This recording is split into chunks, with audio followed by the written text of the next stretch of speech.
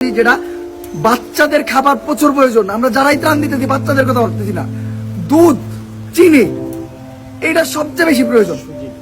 দুধ, চিনি, এই জিনিসটা দয়া করে নিয়ে আসবেন। দুধ, চিনি। হ্যাঁ, আমরা যারা ত্রাণ আনি তারা খালি চিন্তা করি কাদের কথা, বড়দের কথা। যে আমি যাদেরই দেখতেছি ত্রাণ নিয়ে আসতেছে, ত্রাণের ভিতরে মুড়ি চিরা গুড় বিস্কুট, বা এটি কি পোলাপানে খাইবো? একটা 6 মাসের পোলাপান এটি কি এমনি খাইবো? অনেক পোলাপানা ওই জায়গায় আটক করা, অনেক অসুস্থ রোগী আটক করা যারা এগুলা খাইতে পারে না, শুকনো খাবার খাইতে পারে না। তো দয়া করে আপনারা দুধ আর হলো চিনি এগুলা নিয়ে আসবেন, এটা আমার রিকোয়েস্ট আপনাদের কাছে।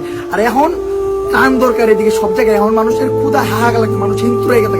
ত্রাণ ভিতরে ঢুকবো কোন দিকে? সামনের মানুষই মনে করেন হিংস্র হয়ে পাগলের মতো মনে করেন খাবলা খাবি শুরু করছে।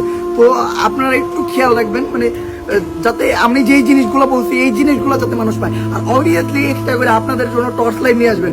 রাত্রের বেলা যখন যে জায়গায় ত্রাণ দিতে যান পাই পুরা ব্ল্যাক আউট, অন্ধকার অন্ধকার অন্ধকার, কোনো কারেন্ট নাই। তাই দয়া করে আপনারা এক্সট্রা করে নিজের সেফটির জন্য টর্চ লাইট, তারপর লাইফ জ্যাকেট করে তো মাস্ট।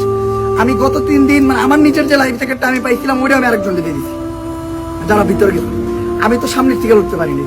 তো এটা আমার বাবার কাছে রিকোয়েস্ট ছিল, যেসব জিনিস বলছি দয়া করে যারা ত্রাণ নিয়ে আসতেছেন, এখনো ঢাকা থেকে অনেকে আসতেছে আমি জানি, অনেক ত্রাণ শুকনা খাবার পড়ে আছে, কিন্তু মানে যে জিনিসগুলো দরকার ওগুলাই পাইনি। তো দয়া করে আপনারা এগুলো নিয়ে আসবেন, এটা আমার রিকোয়েস্ট।